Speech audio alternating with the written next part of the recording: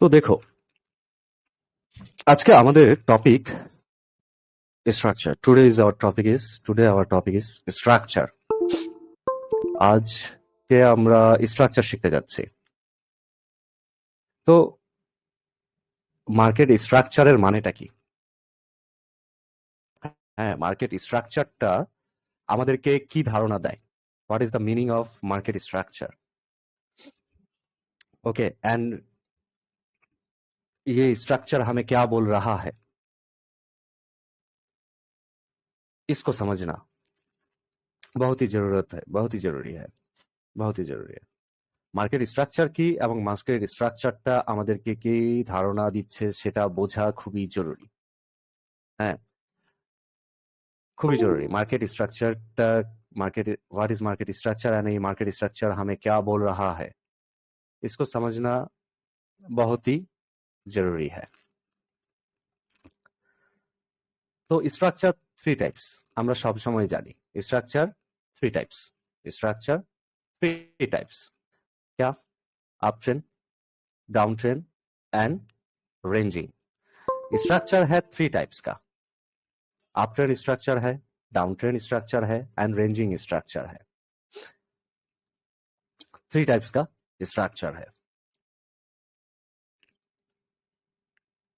এখন স্ট্রাকচারের মাধ্যমে আমরা মূলত কি জানতে পারি? স্ট্রাকচারের মাধ্যমে আমরা একটা বিষয় জানতে পারি, সেটা হচ্ছে যে মার্কেট কার কন্ট্রোলে। সবচেয়ে বড় বিষয় হচ্ছে স্ট্রাকচার থেকে জানার যে মার্কেট কার কন্ট্রোলে। হ্যাঁ, যেমন আপ ট্রেন্ডে মার্কেট কন্ট্রোলে থাকে বায়ারের, ডাউন ট্রেন্ডে মার্কেট কন্ট্রোলে থাকে সেলারদের, রেঞ্জিং এ দুজনের উভয় সমান ইফেক্ট থাকে, সমান কন্ট্রোলিং থাকে, তাই না? तो ये स्ट्रक्चर हमें ये बताता है कि मार्केट किसके साइड में कंट्रोल, किसका कंट्रोल में है, किसका कंट्रोल में, बायर का और सेलर का। हम जो थ्री टाइप्स स्ट्रक्चर देखे हैं वो है up trend, down trend and ranging. ये जो थ्री टाइप्स का स्ट्रक्चर हमने देखा, इसमें देखो अप ट्रेंड में मार्केट बायर का कंट्रोल में होता है, डाउन ट्रेंड में मार्केट सेलर का कंट्रोल में होता है, रेंजिंग में मार्केट दोनों पार्टी का कंट्रोल सेम होता है। ओके, तो मार्केट किसके कंट्रोल में है ये हम जानते हैं किससे? मार्केट स्ट्रक्चर से। मार्केट स्ट्रक्चर से हम ये जानने पाते हैं, जानते हैं, हमें ये मालूम होता है कि मार्केट किसका कंट्रोल में है। ফার্স্ট অফ অল ये चीज। এখন আমরা দেখব যে মার্কেটে আপ ট্রেন্ড স্ট্রাকচারের অর্থটা কি, ডাউন ট্রেন্ড স্ট্রাকচারের অর্থটা কি এবং রেঞ্জিং স্ট্রাকচারের অর্থটা কি। ঠিক আছে, রেঞ্জিং স্ট্রাকচারের অর্থটা কি?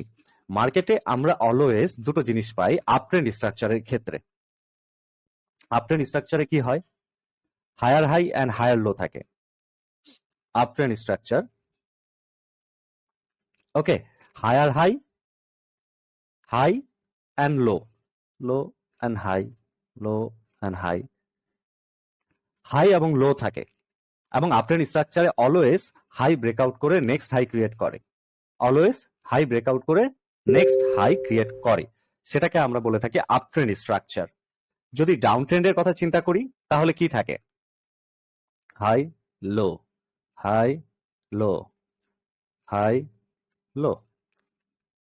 ডাউন ট্রেন্ড স্ট্রাকচারে অলওয়েজ লো কে ব্রেক করে থাকে, up trend structure always high কে ব্রেক করে থাকে, আর ডাউন ট্রেন্ড স্ট্রাকচারে অলওয়েজ লো কে ব্রেক করে থাকে। আর রেঞ্জিং সিচুয়েশনে কি হয়?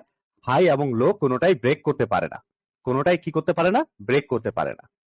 तो हम जब अप ट्रेंड का स्ट्रक्चर देखते हैं तो हम देखते हैं अप ट्रेंड स्ट्रक्चर में क्या क्या होता है? हाई होता है, लो होता है एंड ऑलवेज मार्केट हाई को ब्रेक करके जाता है अप ट्रेंड स्ट्रक्चर में। ओके, डाउन ट्रेंड स्ट्रक्चर में क्या होता है? डाउन ट्रेंड स्ट्रक्चर में होता है ऑलवेज लो को ब्रेक करना। और रेंजिंग स्ट्रक्चर में क्या होता है? रेंजिंग स्ट्रक्चर में ये होता है हाई और लो किसी के भी ब्रेक नहीं करते हैं, दोनों पार्टी का सेम क्षमता है। मार्केट को एक क्षमता जब होता है, सेम क्षमता जब होता है, मार्केट एक रेंजिंग करता है। ओके, तो ফার্স্ট অফ অল আমরা যখন জানলাম যে স্ট্রাকচারের সম্পর্কে, স্ট্রাকচার তিন ধরনের, আপ ট্রেন্ড, ডাউন ট্রেন্ড এবং রেঞ্জিং, তখন আমরা একটা বিষয় দেখলাম, সেটা হচ্ছে যে 3 ধরনের স্ট্রাকচার থাকে এবং সেটাতে একটা জিনিস পেলাম যে হাইকে ব্রেক করলে আপ ট্রেন স্ট্রাকচার, লোকে করলে down trend structure, and high এবং লো এর মধ্যে থাকলে সীমাবদ্ধ সেটা হচ্ছে রেঞ্জিং স্ট্রাকচার। ওকে, এটা হচ্ছে স্ট্রাকচারের ফর্মুলা। তো এই জিনিসটাকে আমরা যদি একটু মার্কেটে দেখে আসি তাহলে আমরা একটা ধারণা পাবো। মার্কেটে যদি একটু দেখি তো এখানে যে স্ট্রাকচারটা তৈরি হয়েছে মার্কেটে সেটা হচ্ছে কি up trend structure, right? Up trend structure, right? यहाँ पर एक अप ट्रेन स्ट्रक्चर हुआ, that's mean always high break करने का मतलब क्या है? मार्केट किसका कंट्रोल में है, किसके कंट्रोल में है? बायर का कंट्रोल, बायर का कंट्रोल में है। जब देखो इस स्ट्रक्चर को समझो सही से, जब लो ब्रेक कर रहा है ऑलवेज, तो मार्केट किसका कंट्रोल में है? सेलर, सेलर का कंट्रोल में है। যখন মার্কেটে আপ হাই ব্রেক করতেছে তখন মার্কেট কার কন্ট্রোলে? বায়ার্স এর কন্ট্রোলে। যখন মার্কেটে লো ব্রেক করতেছে অলওয়েজ তখন মার্কেট কার কন্ট্রোলে? সেলার্স এর কন্ট্রোলে। এখন যখন মার্কেট রেঞ্জ করে তখন কার কন্ট্রোলে থাকে? ধরেন রানিং অবস্থায় রেঞ্জ হচ্ছে, হ্যাঁ, তখন কার কন্ট্রোলে থাকে? B party. जब मार्केट रेंज करता है तब मार्केट किसका कंट्रोल में होता है? दोनों पार्टी, दोनों पार्टी का कंट्रोल में होता है। दोनों पार्टी का सेम कंट्रोलिंग होता है। तो यहाँ पर एक चीज है, मार्केट एक पार्टी के कंट्रोल में है, मार्केट एक पार्टी के कंट्रोल में है, कब कंट्रोल खोता है? वो ब्रेक नहीं करता, मतलब তো যখন মার্কেট কারো কন্ট্রোলে থাকে এটার অর্থ কি? मार्केट कार कंट्रोल है? Buyers control. Buyers control. Market किसका कंट्रोल में है? बायर्स के कंट्रोल में। बायर्स के कंट्रोल में। मार्केट कब ये कंट्रोल खोएगा? मार्केट कখন এই कंट्रोल হারাবে? जब ऑपोजिट पार्टी पावरफुली एंटर होती है। ओके, पावर के बारे में आप छोड़ दो, जस्ट स्ट्रक्चर के बारे में बोलो। जब वो ब्रेक करेगा, जब वो फर्स्ट ऑफ ऑल लो को ब्रेक करेगा, फर्स्ट ऑफ ऑल जो कंडीशन आता है वो है रिसेंट लो को ब्रेक करना, तब मार्केट हम समझ सकते हैं कि मार्केट जो अप ट्रेंड में बायर का कंट्रोल में था वो कंट्रोल खो दिया। যে বায়ারের কন্ট্রোলে ছিল মার্কেট, মার্কেট সেই কন্ট্রোলটা হারিয়ে ফেলেছে। কার কন্ট্রোলে এখন মার্কেট তাহলে? সো किसके कंट्रोल में है मार्केट अब? अभी सेलर्स के कंट्रोल में, सेलर्स के कंट्रोल में लो ब्रेक कर दिया, ठीक है। अब और एक चीज बोलो, कब लो करने के अलावा भी वो कंट्रोल खो सकता है? हाई को रेस्पेक्ट करता है, मतलब ब्रेक नहीं करता है। যদি কখন আপনারা বলেন যে কখন লোকে ব্রেক করা ছাড়াও মার্কেটে আপ ট্রেন্ড মানে বাইরের কন্ট্রোলে সে তার কন্ট্রোল হারিয়ে ফেলে? যদি সোয়াইপ করে, रेजिंग करके अंदर ही जाता है। ধরো সোয়াইপও জানো না তুমি, ওগুলো পরের বিষয়, পরে আসবো। जब बायर्स में वीकनेस आता है तो ऑपोजिट पार्टी यानी कि सेलर्स थोड़ा बहुत अपना समझो आप किसी भी वीकनेस के बारे में नहीं जानते, स्वाइप के बारे में नहीं जानते, कोई भी एग्जेशन के बारे में नहीं जानते, कैसे? रेजिंग करके रहता है तो सिंपल सा बात है भाई, हाई को नहीं ब्रेक कर पाए, दैट्स इट। जी भाई, ओके ओके करेक्ट।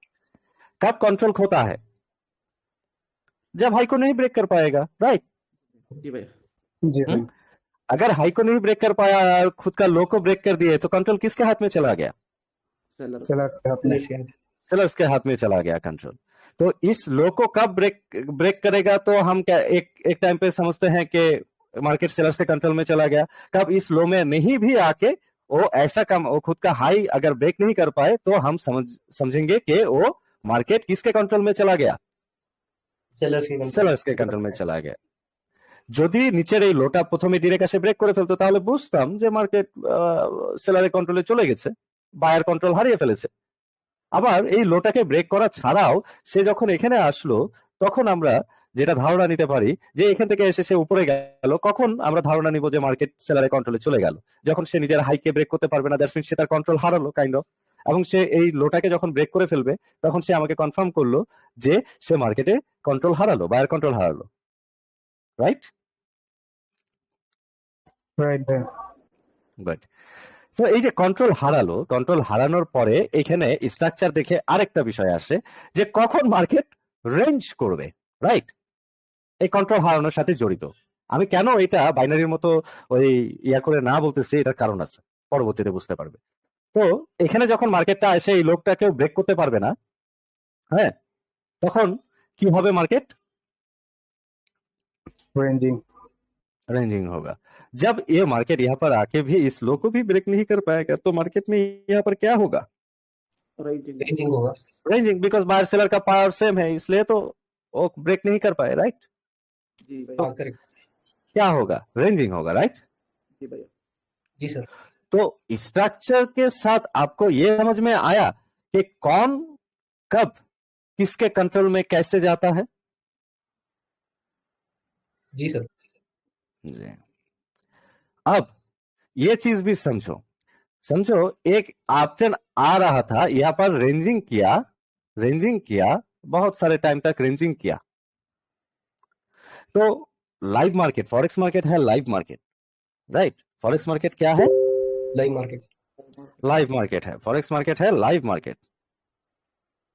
तो जब ये फॉरेक्स मार्केट लाइव मार्केट है तो यहाँ पर रेंजिंग ऑप्शन उठने के बाद, इतना ज्यादा रेंजिंग करने के बाद हम डिसीजन स्ट्रक्चर देखे कैसे पकड़ेंगे कि यहाँ पर अगर खुद का लो को ब्रेक कर देते हैं तो हम डाउन साइड के लिए Down side। सोचेंगे, जी भैया अगर हाई को ब्रेक कर देते हैं तो बाइक के लिए सोचेंगे। बायर्स के लिए सोचेंगे। बायर्स के लिए सोचेंगे, ठीक है ना? जी सर।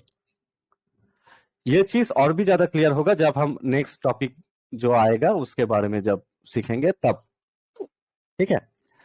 তো দেখো এক চিজ, দেখেন একটা জিনিস, আপট্রেন্ডে মার্কেট যাচ্ছিল, এখানে অনেকক্ষণ ধরে রেঞ্জ করছে, তো কখন আমাদের থিঙ্কিং চেঞ্জ করব? যখন লো ব্রেক করবে তখন আমরা ডাউনের দিকে থিঙ্কিং চেঞ্জ করব, যখন হাই ব্রেক করবে তখন সম্ভবতই আমরা আপের দিকে থিঙ্কিং চেঞ্জ করব।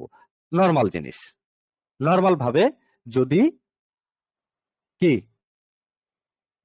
ব্রেক করে আপের দিকে, সাম ব্রেক করলে ডাউনের দিকে। ওকে, এখন আমরা অনেকে ভুল করে থাকি যে এই যে মার্কেটটা যাচ্ছে, হ্যাঁ, আমরা মার্কেটটাকে আপট্রেন্ড ধরেই নেই, রাইট? জি ভাইয়া।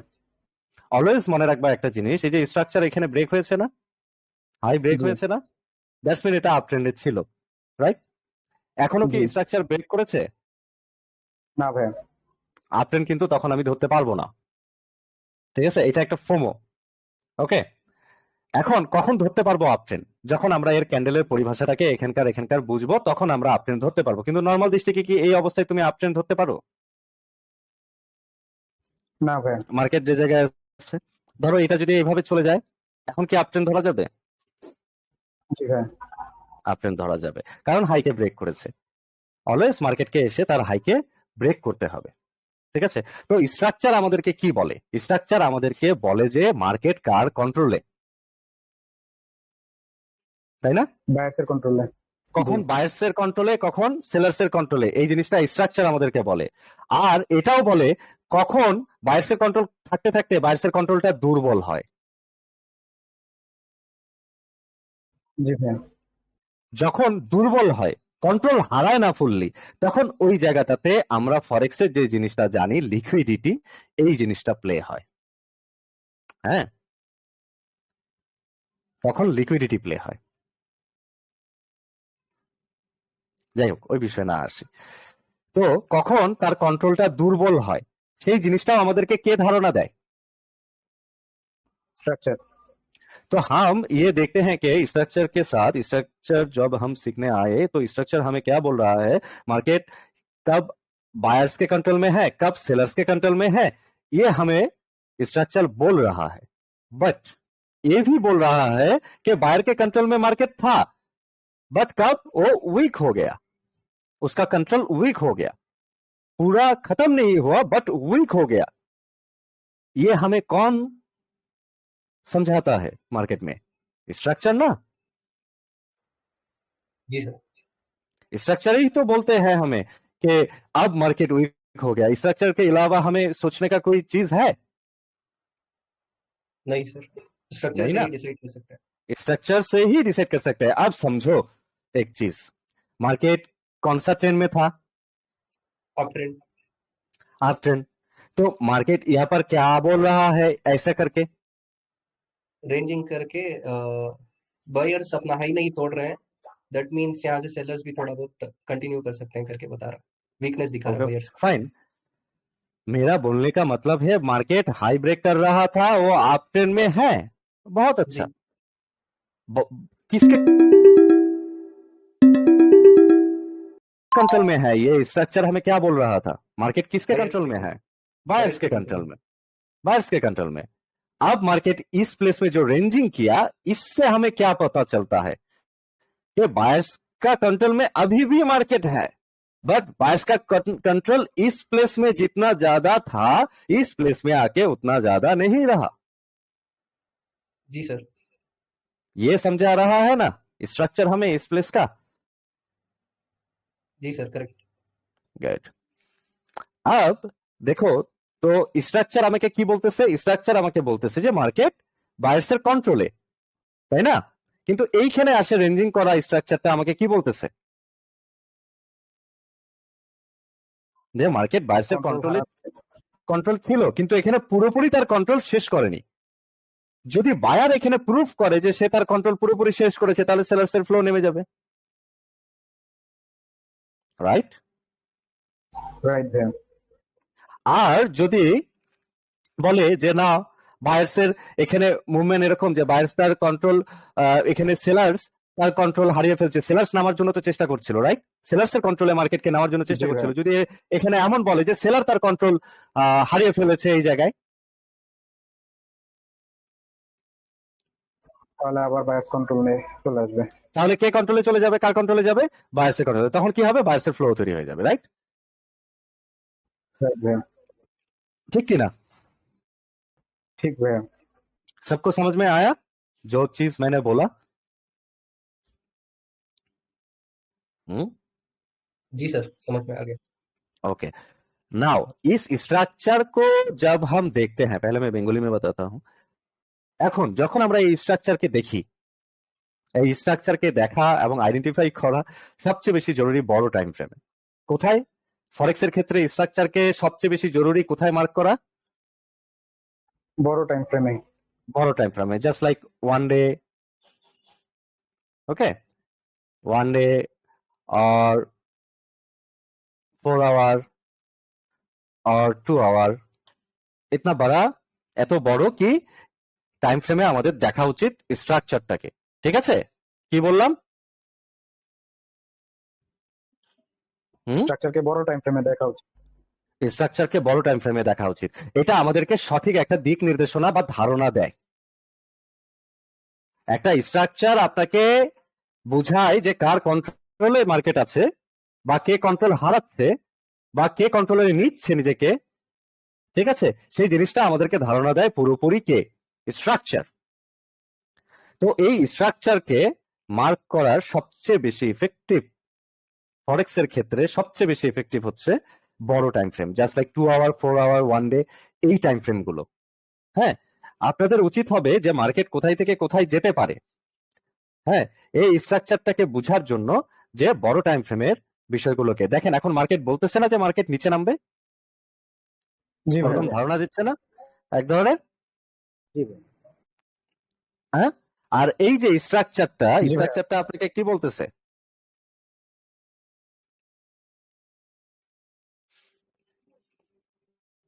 কি বলতেছে?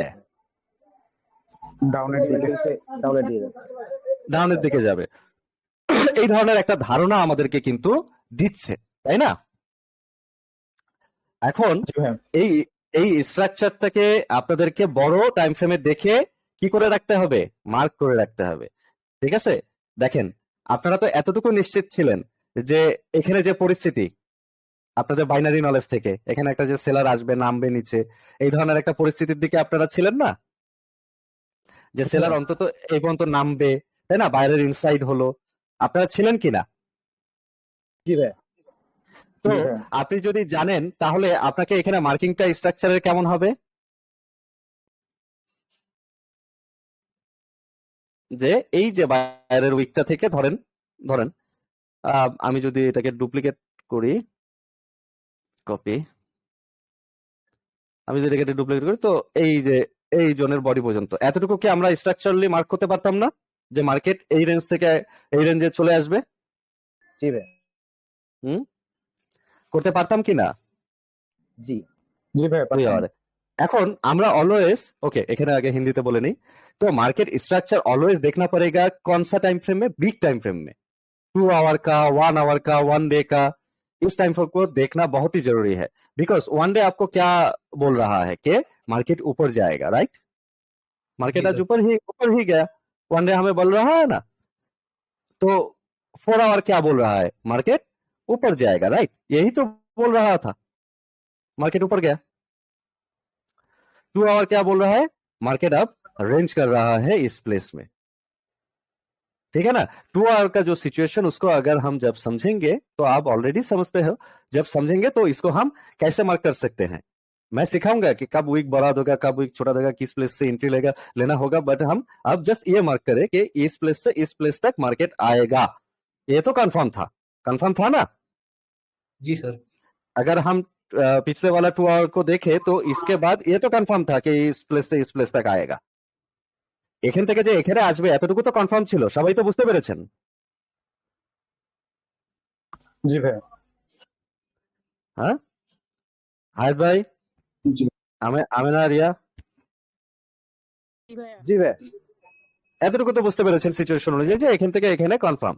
তো এখান থেকে যদি আমি এখানে 95 থেকে অলমোস্ট 74, দ্যাটস মিন 20, 21, 2100 पिप। 20 माने कत, 21 माने कत, $21 का चेंज मतलब कितना पिप? 2100 into 100 21 into 100 2100 इंटू 100 नहीं है, 21 इंटू 100 था, হ্যাঁ এটাই। यस 2100 पिप, ठीक है ना? 2100 पिप का हमारा कैप्चर में होता। अब देखो इस प्लेस में जाके मार्केट क्या करता है, आपको ऑलवेज बड़ा टाइम फ्रेम देख के स्ट्रक्चर को मार्क करके आपको छोटा टाइम फ्रेम में जाना होगा। অলওয়েজ বড় টাইম ফ্রেম দেখে আপনাদেরকে ছোট টাইম ফ্রেমে যেতে হবে যে ওই জায়গাটাতে মার্কেট কি করতেছে। দেখো ওই জায়গাটাতে আসে, দেখো তো লাস্ট 2 আওয়ার ধরে মার্কেট কি করতেছে, রেঞ্জিং এর মধ্যে আছে। রেঞ্জিং এর মধ্যে আছে। সো মার্কেট যে আমাকে সুযোগ দিছিল, এই সুযোগটা আমাকে কাজে লাগাতে হতো না? জি ভাই। এখন কত বাজে? 7টা, তার মানে 6টার দিকে কোথায়, এই যে 6টা, এই যে 6টা। দেখো লাস্ট যে আমরা ধারণাটা নিয়েছি যে এইখান থেকে আমাদের ট্রেড পড়েছে, রাইট? এই যে এই ক্যান্ডেলটা থেকে আমাদের কি পড়েছে, ট্রেড পড়েছে, রাইট? এই প্লেস থেকে। জি ভাই। তো দেখো মার্কেট কত নিচে নেমে এসেছে, জি 95 থেকে 73, মানে 2100 পিপ নিচে নেমে এসেছিল মার্কেট, রাইট? के ठीक कि ना? हमारा एंट्री कहां पर ठीक है। होता, एंट्री यहाँ पर होता, तो वो इस प्लेस में हम आके क्लोज कर देते 74 में और 73 में आके क्लोज कर देते, राइट? हमारा तो वहां पर टारगेट हमें पता था, राइट? शाहिर भाई, प्रजापति भाई, 2 आवर में जी सर। सबको पता था। तो हम 2 आवर का स्ट्रक्चर देख के अगर ट्रेड एग्जीक्यूट करते यहाँ पर, तो हम तो जानते थे कि इस प्लेस से मार्केट इस प्लेस तक आएगा, डेफिनेटली आएगा, उसको आना होगा, मार्केट तो डाउन में ही रहेगा, ठीक है ना? আমরা যদি 2 ঘন্টা টাইম ফ্রেম দেখে আমরা যদি মার্কেটে ট্রেড এক্সিকিউট করতাম তাহলে মার্কেট এখান থেকে এই পর্যন্ত আসবেই, রাইট? আমরা তো এতটুকু জানতাম কি না?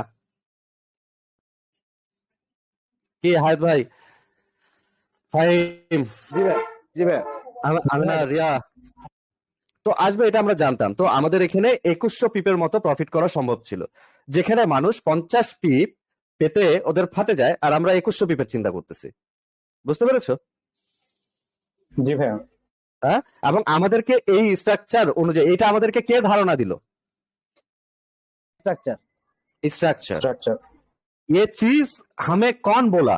स्ट्रक्चर ने बोल दिया ना कि मार्केट यहाँ से यहाँ तक आएगा, स्ट्रक्चर बोला ना? तो स्ट्रक्चर कितना ज्यादा जरूरत है, सही से समझना। अगर हम इस स्ट्रक्चर में अगर हम ट्रेड एग्जीक्यूट करते तो 95 से 96 हमें यहाँ पर 0.10 में $10 का रिस्क था और प्रॉफिट होता तो कितना होता? ऑलमोस्ट $210 का प्रॉफिट होता, $10 का रिस्क होता, $210 का प्रॉफिट होता। समझ में आया? जी भाई। ওকে, তো সবাই বুঝছেন? আমিনা, রিয়া, ফাহিম, জি ভাইয়া। হ্যাঁ। ডাইনামিক ভাই, ঠিক আছে? বুঝতে পেরেছেন? তো স্ট্রাকচার অনেক জরুরি জিনিস। তো স্ট্রাকচার আমাদেরকে বোঝায় কে কার কন্ট্রোলে মার্কেট। স্ট্রাকচার আমাদেরকে কি বোঝায়? কার কন্ট্রোলে মার্কেট? মার্কেট কার কন্ট্রোলে, কার কন্ট্রোল কখন দুর্বল হলো, কার কন্ট্রোল কখন শেষ হলো। स्ट्रक्चर हमें क्या समझाता है कि किसके कंट्रोल में है मार्केट, किसका कंट्रोल कब खत्म हो रहा है, किसका कंट्रोल कब वीक हो रहा है, ये हमें कौन बताता है? स्ट्रक्चर। स्ट्रक्चर बताता है। तो आई थिंक स्ट्रक्चर के बारे में इससे ज्यादा जरूरत नहीं है समझना।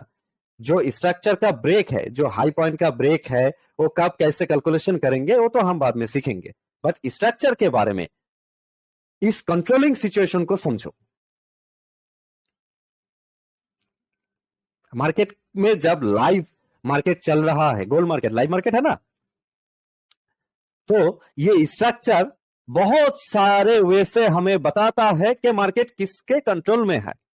तो मैंने तो वो चीज बता दिया, कैसे समझोगे कि कंट्रोल कब ज्यादा हो रहा है, कंट्रोल कब कम हो रहा है और कंट्रोल कब खत्म हो गया। आज मालूम पड़ा कि ये स्ट्रक्चर कितना ज्यादा इंपॉर्टेंट है। समझ में आया? जी सर। আজকে বুঝতে পেরেছেন যে এই স্ট্রাকচারটা কত ইম্পর্টেন্ট। মার্কেটে স্ট্রাকচার, লাইভ মার্কেটে অলওয়েজ লাইভ মার্কেটে স্ট্রাকচারই আপনাকে বলে দেয় যে মার্কেট কার কন্ট্রোলে, কে কার কন্ট্রোল কমলো আর কার কখন কন্ট্রোলটা হারালো। এটা কে বলে দেয়?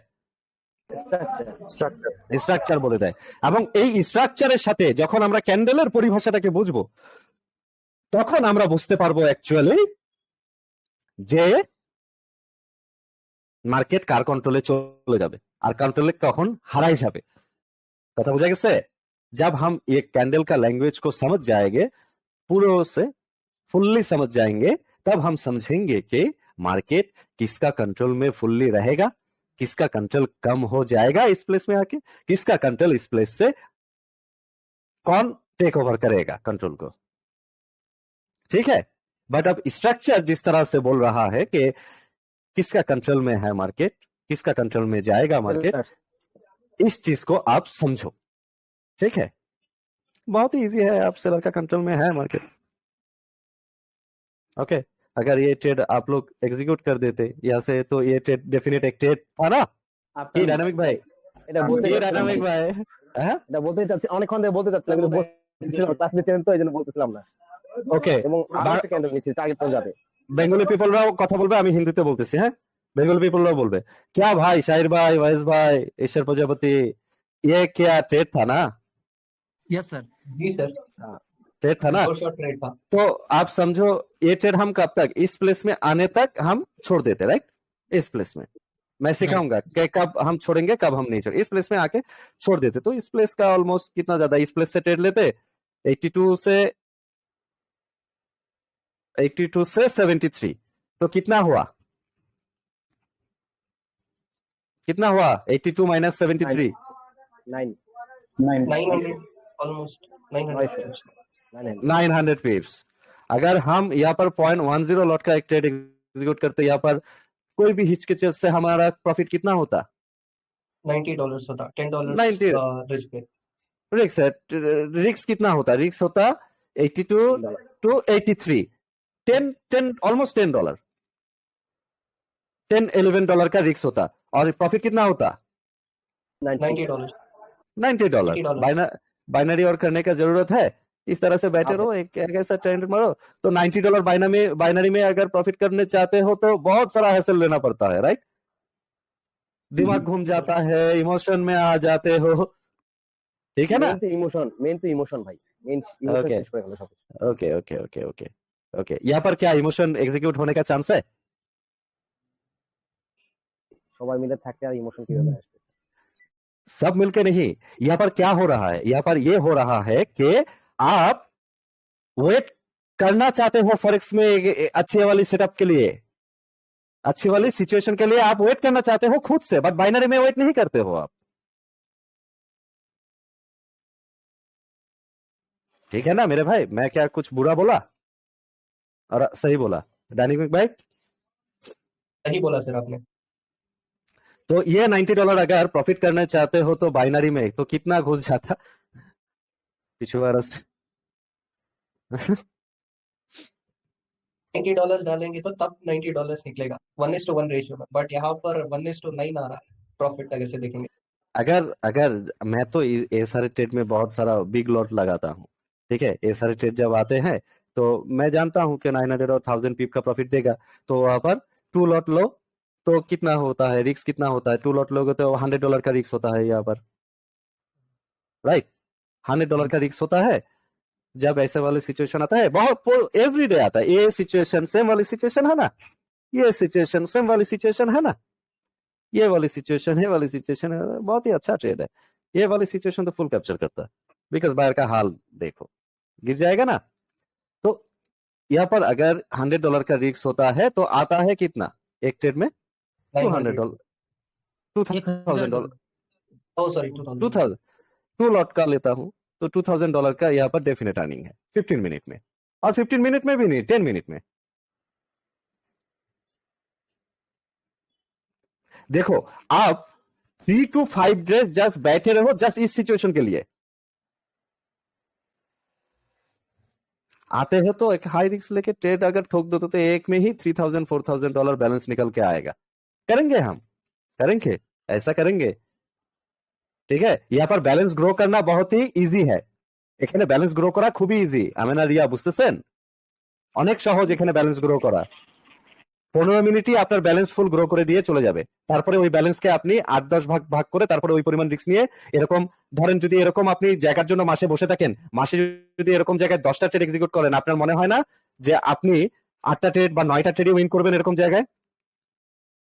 জি ভাইয়া। হুম, জি যদি প্রত্যেকটাতে $200 করে রিস্ক নেন তাহলে প্রত্যেকটাতে আসতেছে মিনিমাম $2000 করে, রাইট? যখন আপনার একবার ব্যালেন্স গ্রো হয়ে গেল 10টা ট্রেডে, তাহলে 2000 করে $16000 এক মাসে বের হয়ে আসবে কিনা? 16K। समझ में आया कुछ कि मैंने बोला था 10K फॉरेक्स में कुछ नहीं है, कुछ नहीं है। 50K तक इजीली अर्न कर सकते हैं हम। समझ में आया? जी सर। इसलिए मैंने बोला था कि बाइनरी में 2K से 5K तक अच्छा है और फॉरेक्स में 10K से 50K तक अच्छा है, एंड ये इजीली अर्न कर सकते हैं हम। ठीक है ना? जी सर। বুঝতে পেরেছেন সবাই? ডায়নামিক ভাই? জি ভাই। ডায়নামিক ভাই, ফাহিম, হায়াত ভাই। জি ভাইয়া। ভাইয়া বাম পাশের যে একটা গ্রিন হয়েছে সোয়াইপের পরে ওটা কত পিপস? এই যে বাম পাশের এটা, পাশের এটা গ্রিনটা অলমোস্ট 82 টু হচ্ছে 65, তার মানে 2 আর এদিকে 15, 1700 পিপস, 1700 পিপস। ওকে, তো এখন বলেন, আজকের ক্লাস তো করলেন, ঠিক আছে, ক্লাস তো করলেন, এখন বলেন এগুলাতে কি টাকা কামানো কোনো ব্যাপার? পয়সা পড়ে আছে সাথে, পয়সা পড়ে আছে সামনে। আর ফরেক্স আমরা অলওয়েজ 15 মিনিট চার্টে ট্রেড করব, ঠিক কি না? জি ভাই। জি ভাইয়া। তো একটা ট্রেড এক্সিকিউট করতে নেক্সট ট্রেডে যাইতে আপনার 15 মিনিট বসা লাগতেছে, আপনি ধৈর্যহীন হচ্ছেন না। আর বাইনারিতে কি করি, 1 মিনিট পর পর ট্রেড, না? ধৈর্যহীন লাগে অনেক, না? আর এই 15 মিনিটে আপনি ফুল জিনিসটাকে বুঝতেছেন, যদি কোনো ভুল অ্যানালাইসিস হয় সেটাকে সংশোধনের সুযোগ পাচ্ছেন, তারপরে তো ঠুকছেন। তো স্ট্রাকচার কতটা জরুরি বুঝতে পেরেছেন আজকে? स्ट्रक्चर माध्यम बुझते पारी की सीखलाम आज के। तो स्ट्रक्चर कितना इंपॉर्टेंट है समझ में आया?